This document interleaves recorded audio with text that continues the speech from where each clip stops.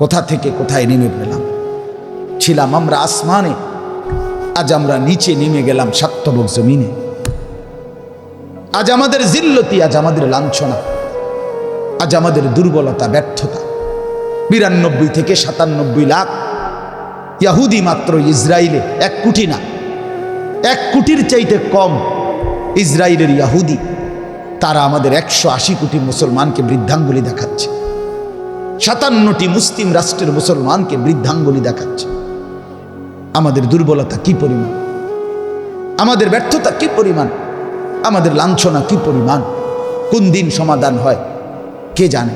ফিলিস্তিন সমাধান হবে তো আরেক অঞ্চলে মুসলমান নির্যাতিত হবে, আবার আরেক অঞ্চল, কখনো কাশ্মীর, কখনো ফিলিস্তিন, কখনো রোহিঙ্গা, কখনো সিরিয়া, কখনো ইরাক, কখনো বসনিয়া, কখনো চেচনিয়া, কখনো সোমালিয়া, কখনো হার্জেগোভিনা।